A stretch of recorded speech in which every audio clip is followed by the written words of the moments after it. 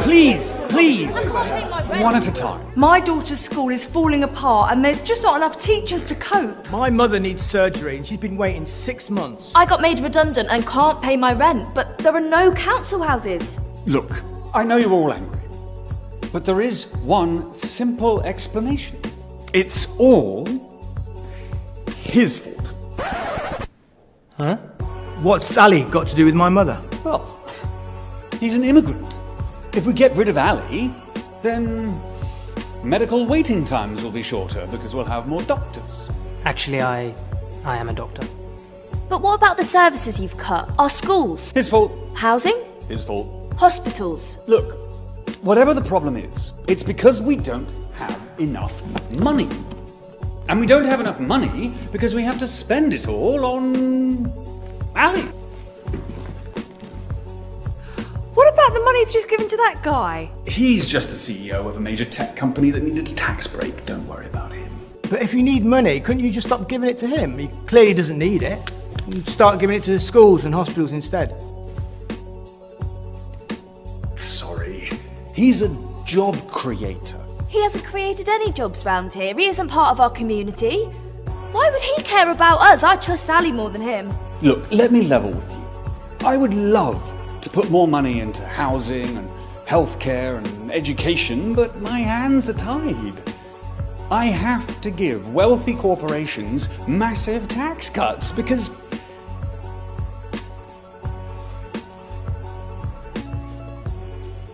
of Ali. Really?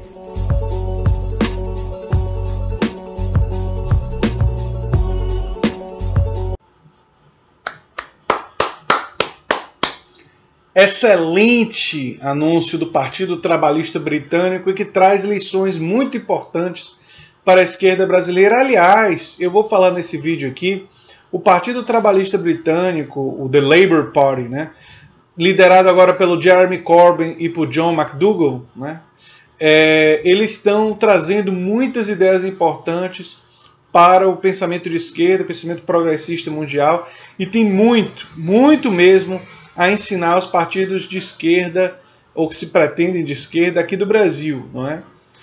E não só partidos políticos, mas movimentos sociais progressistas, organizações progressistas, enfim, tem muita coisa a ensinar.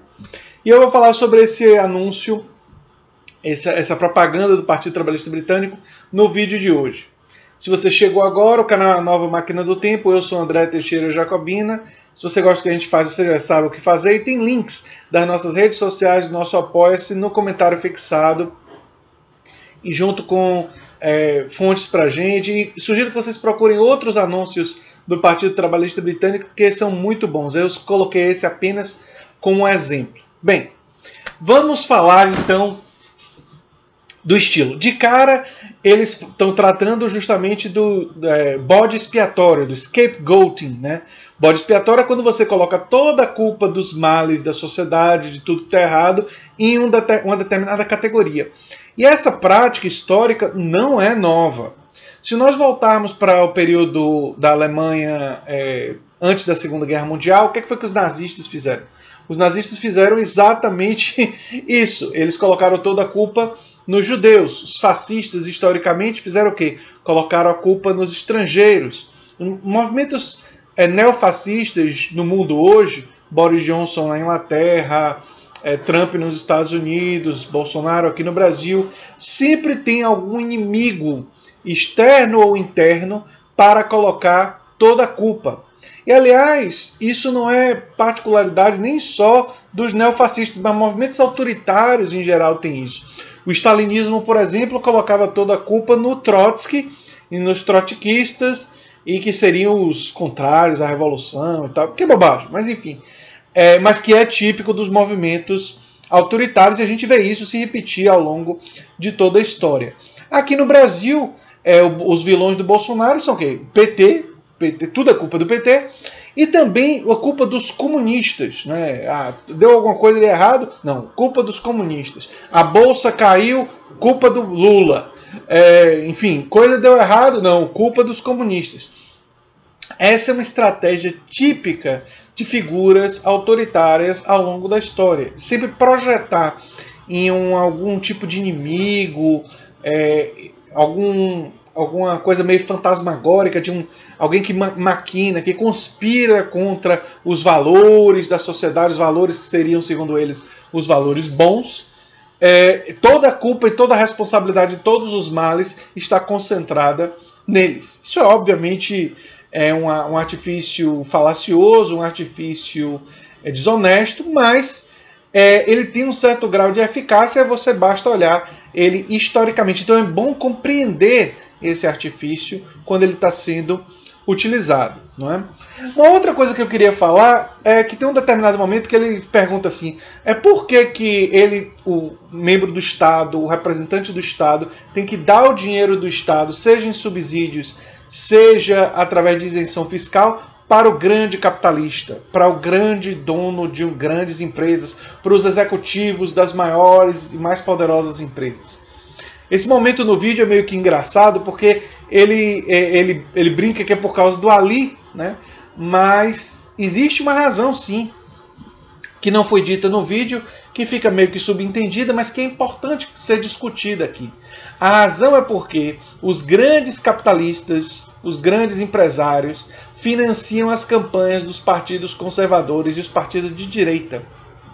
E é um pouco até pior do que isso, porque embora as pessoas de direita, os liberais, sejam financiados por esses empresários, e eu apontei aqui no canal como a campanha de Tabata Amaral foi financiada por empresários que deram 80, 90 mil reais para ela, e ninguém é ingênuo bastante para achar que essas pessoas deram esse dinheiro de graça, não é? Que eles estavam ali selecionando uma pessoa para a política que eles acreditam vai defender os interesses deles, que são contraditórios com os interesses da classe trabalhadora. Isso é fundamental compreender. Eles controlam os políticos através do financiamento de campanhas. Em alguns países, através do financiamento de campanhas via empresas, em outros casos, através do financiamento de campanhas via os executivos, os empresários, os donos do grande capital, que, através do CPF deles, financiam as campanhas dos políticos que eles querem ver no poder.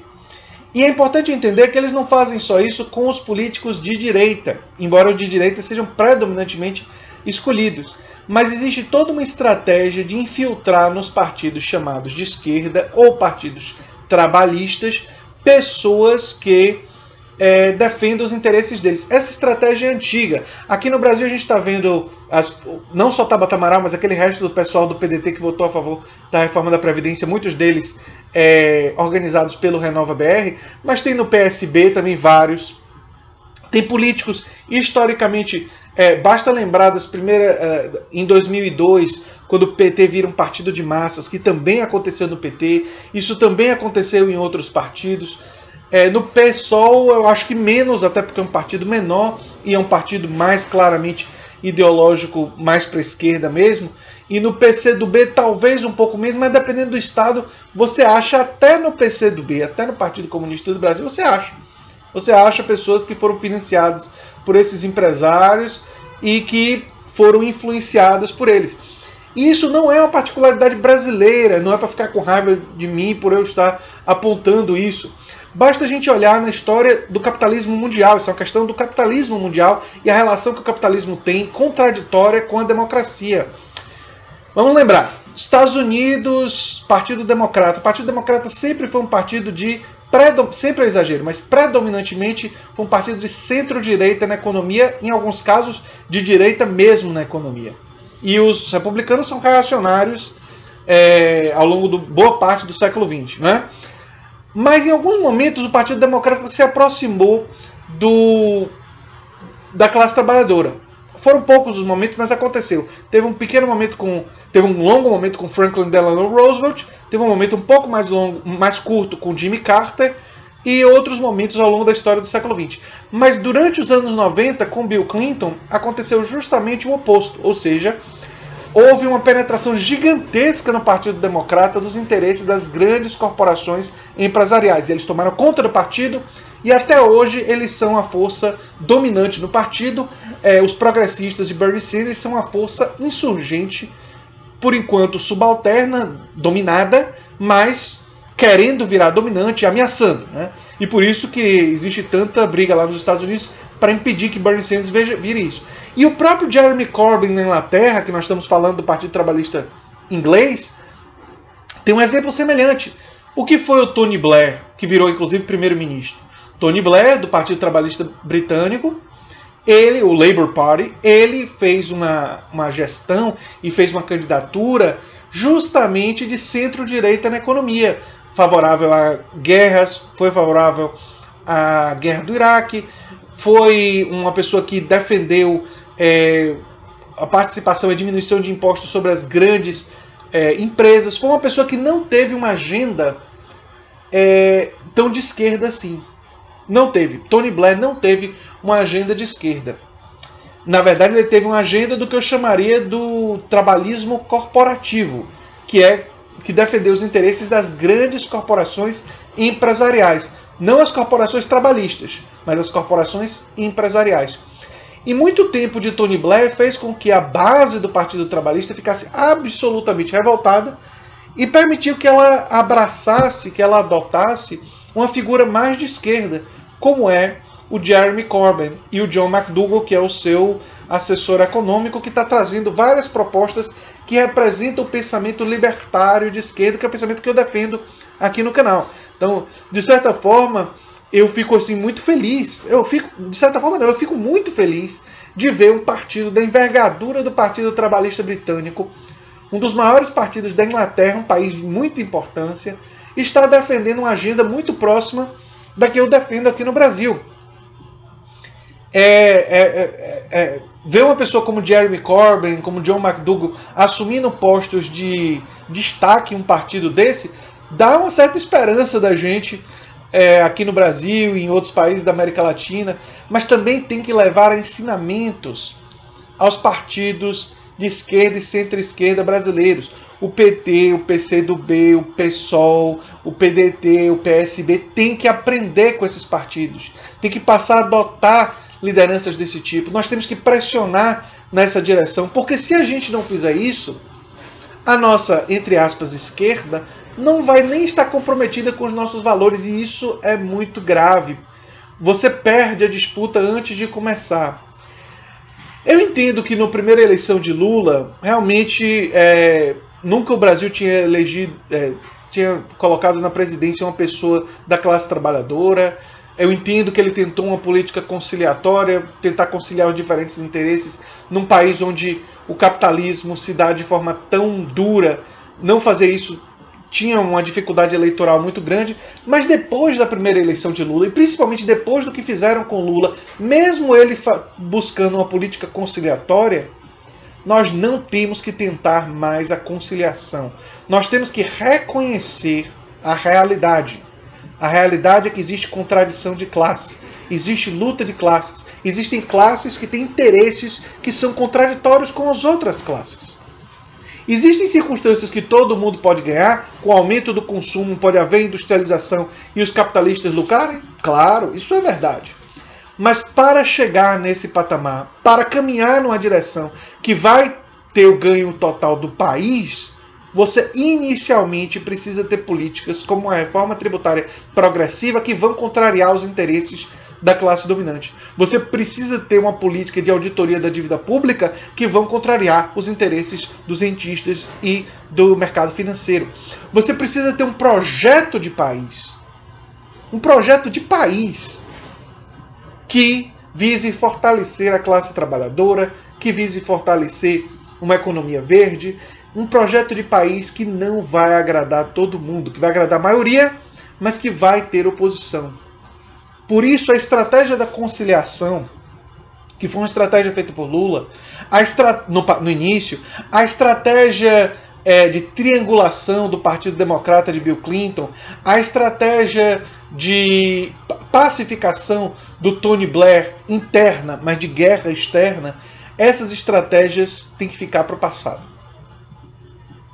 Para um passado que teve um custo muito alto para o estado de bem-estar social, que teve um custo muito alto em atrasar a luta por direitos sociais, a luta por justiça ambiental, a luta pelo fortalecimento da democracia no espaço de trabalho e da expansão do setor corporativo.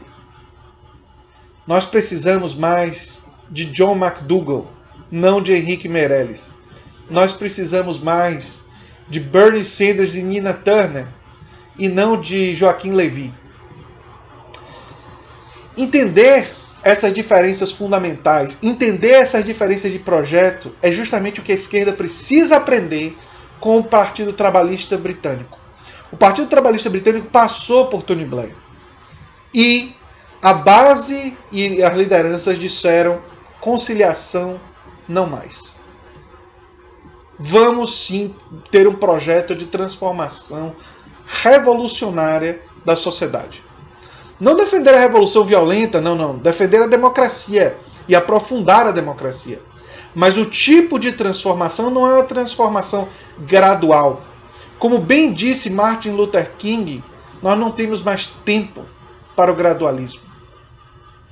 E ele já dizia isso lá atrás, com muita razão. O tempo para o gradualismo, para ir aos poucos, passou. O que nós precisamos agora é de um projeto de país, um projeto de Estado, um projeto de sociedade que tenha uma transformação muito significativa, radical, na direção da classe trabalhadora. Até porque as grandes corporações empresariais fizeram luta de classes para diminuir o poder da classe trabalhadora, para diminuir o poder dos sindicatos, para diminuir o poder dos cidadãos comuns e aumentar o poder deles.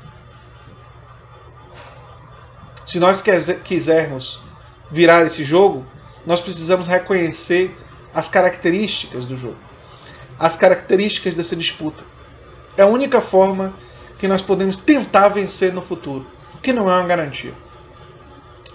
Então, independentemente do resultado das eleições desse ano na Inglaterra, eu aplaudo de verdade a iniciativa do Partido Trabalhista Britânico, porque eu estou convicto que eles já estão no caminho certo, que Bernie Sanders e o movimento progressista dentro dos Estados Unidos já está no caminho certo. E nós precisamos pressionar para que a nossa esquerda, para que nossos partidos de esquerda encontrem esse caminho. Adaptando para as realidades brasileiras? Sim, mas incorporando as melhores ideias que tem tanto no movimento progressista norte-americano quanto no Partido Trabalhista inglês. E muitas boas ideias e muitos bons projetos de sociedade mais justa, mais ecologicamente correta e com uma visão clara de fortalecimento do poder da classe trabalhadora e do poder dos cidadãos. É isso que nós precisamos adotar. Nós precisamos adotar isso. Senão, nós vamos perder mais espaço para a extrema-direita. E a gente não pode ficar perdendo espaço para a extrema-direita porque as consequências, como vocês bem sabem, são muito problemáticas. E era isso que eu tinha para dizer sobre isso, gente. Um abração e até o próximo vídeo. Espero que a esquerda vá aprendendo as lições, porque a gente precisa. Tchau, tchau.